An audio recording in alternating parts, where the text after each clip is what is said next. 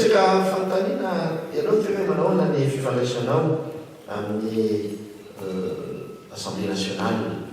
Zaho moa dia resaka tamin'ny foana hatramin'izay fa misy le mémorandum de stabilité. Mémorandum de stabilité amin'ny ankapobeny ilazana azy. Io moa zany dia ny antsoko ny maroisa ao anatin'ny assemblée nationale mba hivonjona manodidina ny programa izay natolotra.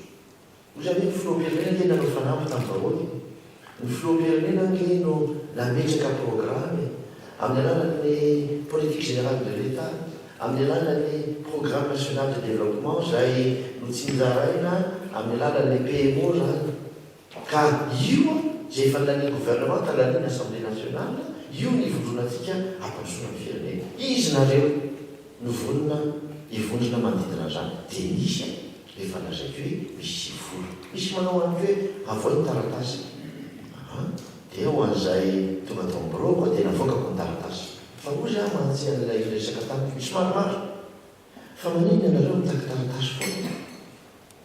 Be dia be ke izay olona nanao soni izay nefa rehefa avy eo tsy nananjy ny soni.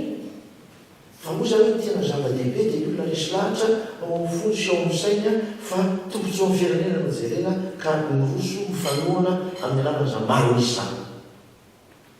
Rehefa resaka tamin'ny député samihafa moa dia ozy mantsy azy hoe eto amintsika ke rehefa naraka amin'ny malagasy fa izany dia raha ny volamena fotsiny ary raha ny volamena ataony ao anatin'iny rahan'iny dia iny ny arasotrony fanaraka sika nga mizatrasoratana zany. Nefa dia matotra ny fianarana. Vononany ony matsatsika ny rahany dia iny ny fanarahana. Misy ara moa dia didiny mihitsy le tena dia misotro amin'iny izay ny fanarahana.